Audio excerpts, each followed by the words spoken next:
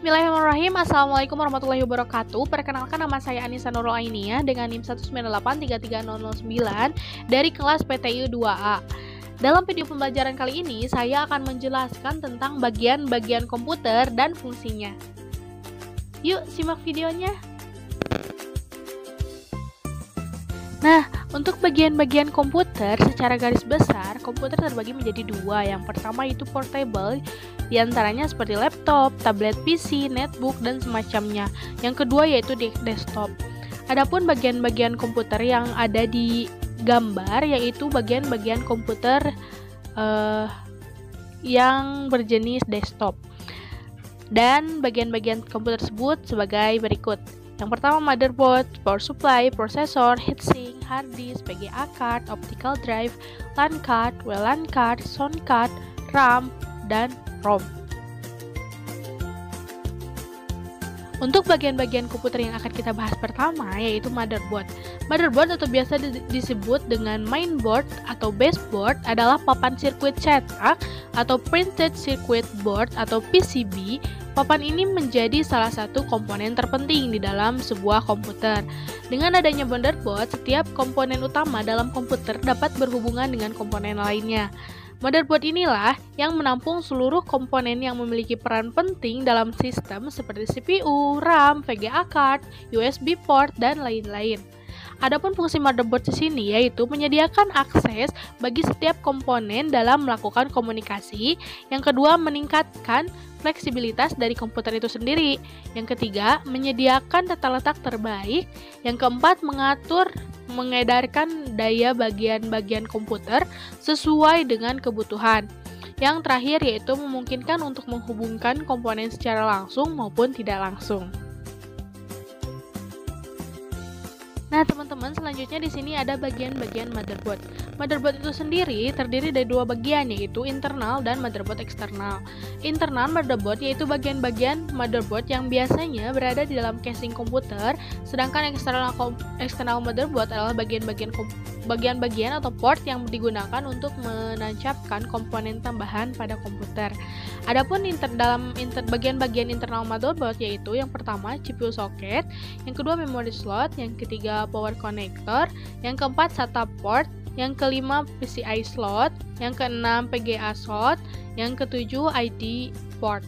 Kemudian adapun bagian-bagian motherboard yang eksternal, yang pertama port PS2 atau keyboard, yang kedua port PS2 atau mouse, yang ketiga USB, yang keempat printer parallel port, yang kelima yaitu COM1 dan COM2, yang keenam yaitu PGA port, yang ketujuh game port, dan yang terakhir yaitu audio line out atau audio line in microphone.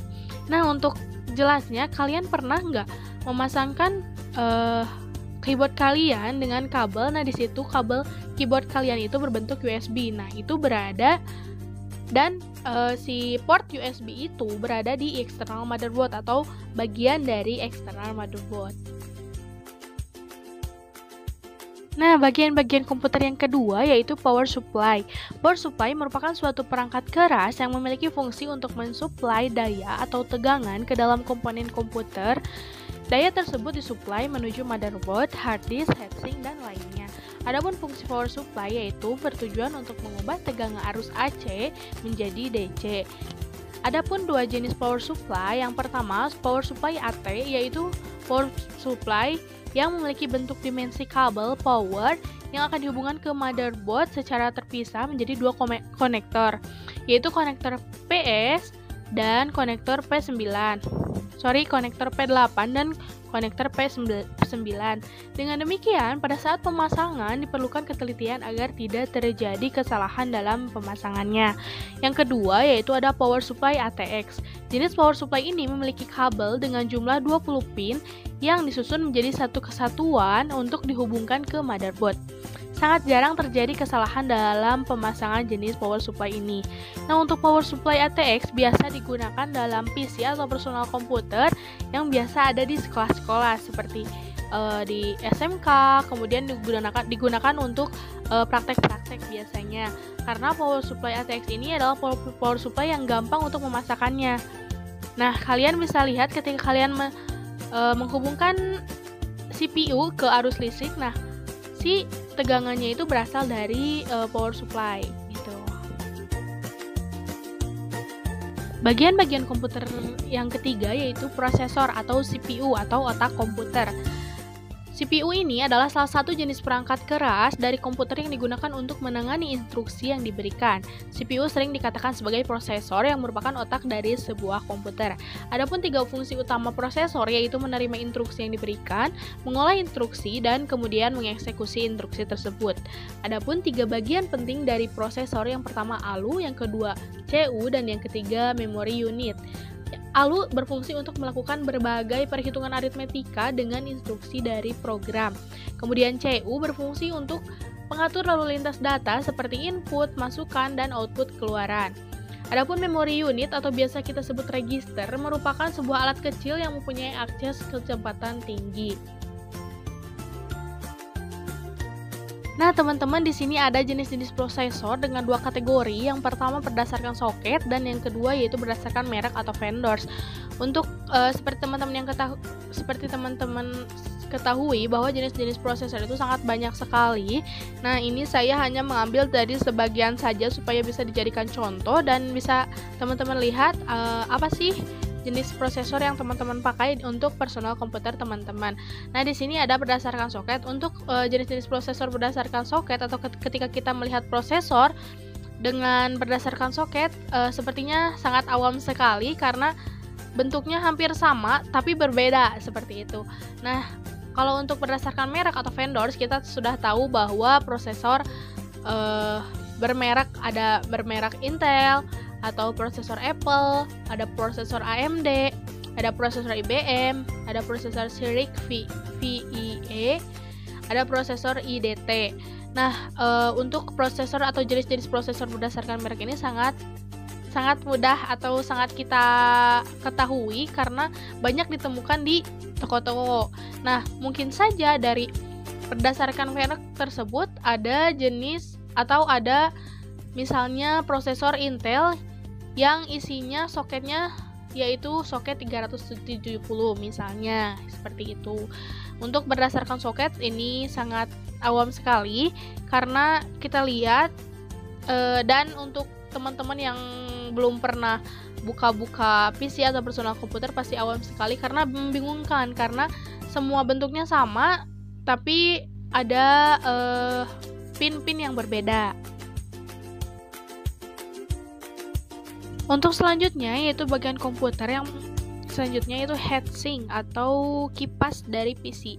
Heatsink atau PC cooler merupakan salah satu perangkat keras yang memiliki bentuk fisik seperti kipas yang terbuat dari tembaga dan aluminium. Bukan tanpa sebab heatsink didesain pada setiap komputer atau PC.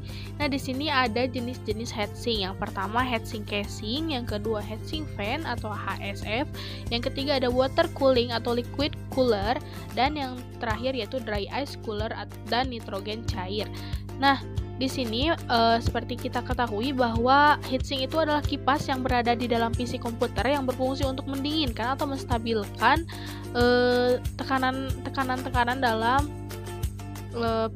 PC atau personal komputer karena ketika komputer dinyalakan maka otomatis mesin-mesin menyala semua dan itu membuat panas pada bagian-bagian si PC tersebut. Nah, kemudian ada heatsink ini untuk mendinginkan. Nah, yang sering kita lihat yaitu atau yang sering kita temui dalam PC kita sehari-hari yaitu heatsink fan atau HSF. Bentuk dari heatsink fan ini seperti kipas sama dengan heatsink casing. Nah, itu sering kita temukan. Nah, untuk water cooling atau liquid cooler tidak berbentuk kipas tapi di sana dilihat ada tabung berwarna merah yang isinya itu liquid atau seperti pendingin, seperti cair atau seperti sabun cair. Untuk bagian-bagian komputer yang selanjutnya yaitu ada hard disk.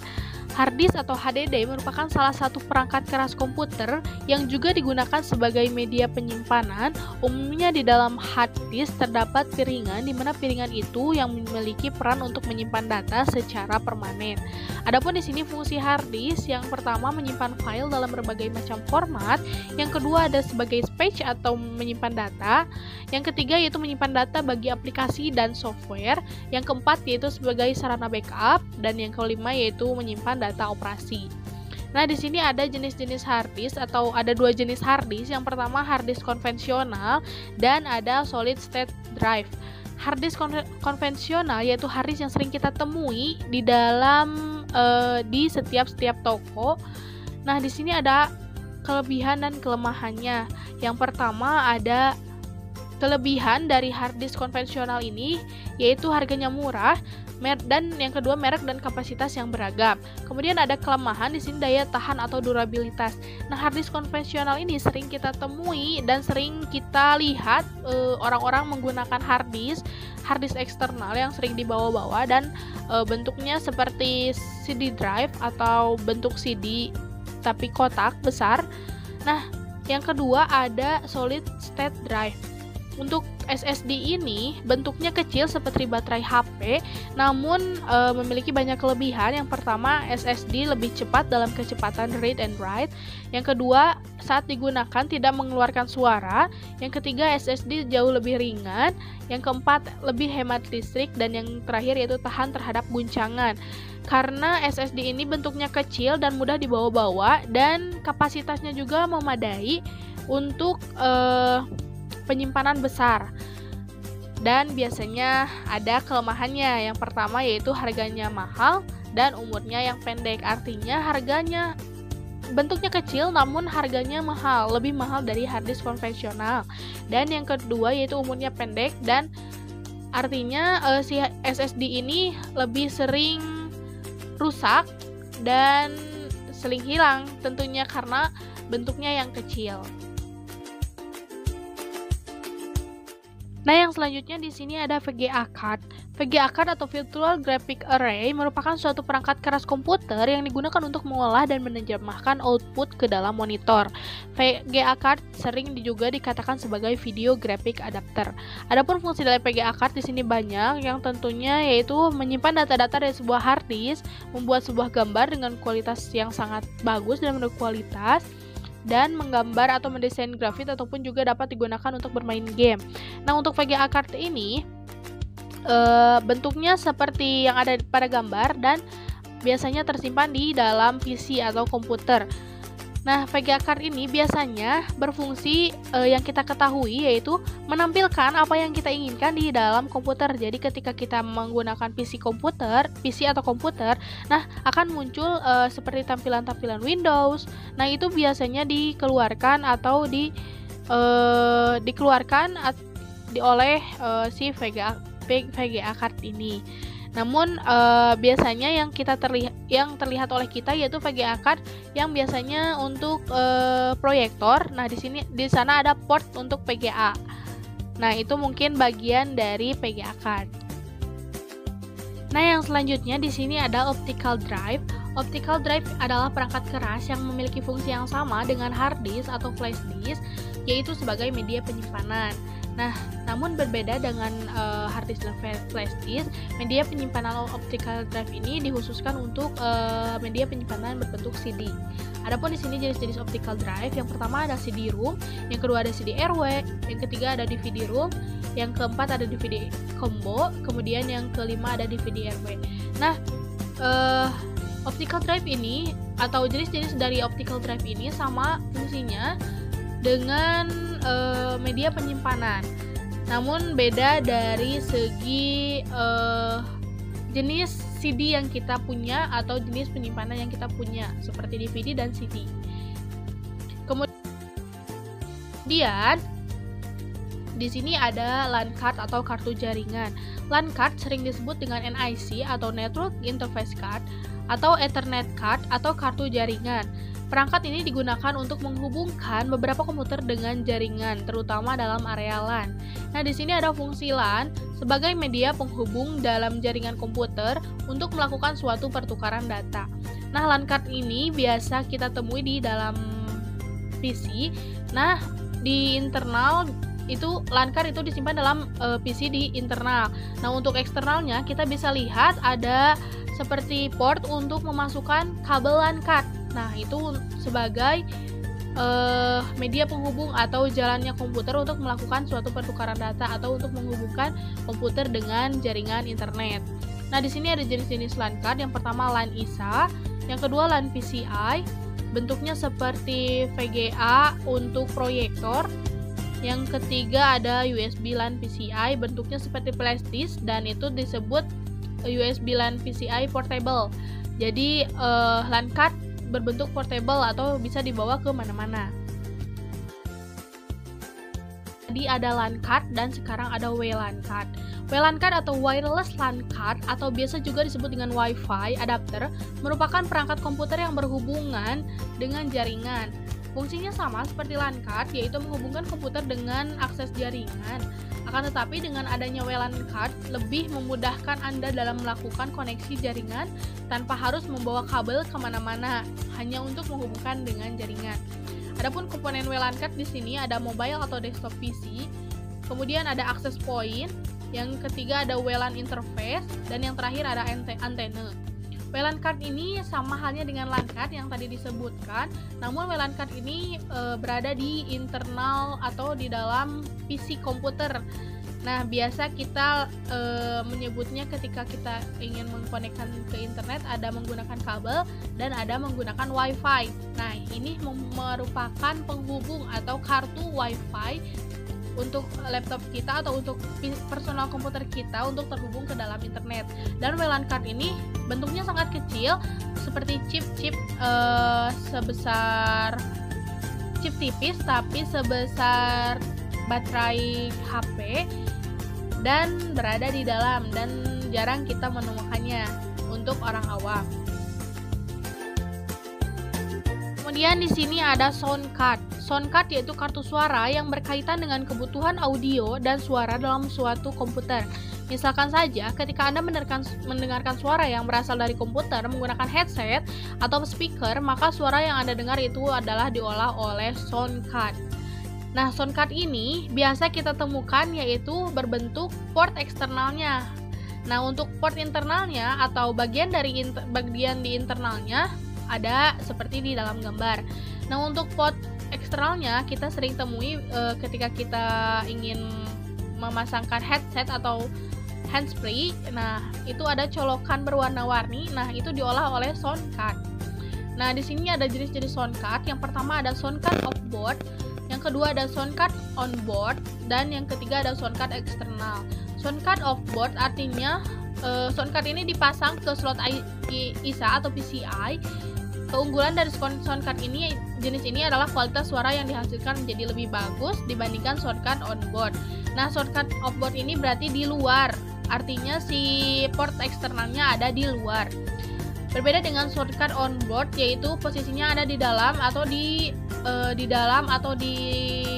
ditempatkan di atas motherboard, dipasangkan di atas motherboard dan itu tidak pernah terlihat oleh kita kalau kita sebagai orang awam dan kita tidak akan mengetahuinya. Kemudian di sini ada sound card eksternal, bentuknya sama dengan flash disk dan bisa dibawa kemana-mana, dan ini sangat praktis sekali untuk penggunaan sound card atau untuk ketika kita akan menggunakan mic condenser dan membutuhkan sound card. Nah, ini merupakan sound card terpraktis menurut saya. Kemudian di sini ada RAM atau Random Access Memory.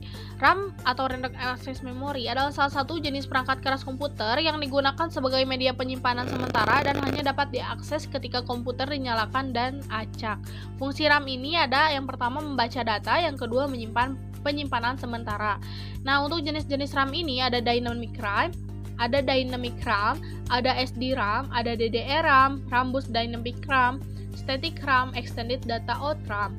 Nah, RAM ini sama halnya dengan flash disk, yaitu sebagai media penyimpanan, namun ini langsung ada di dalam motherboard.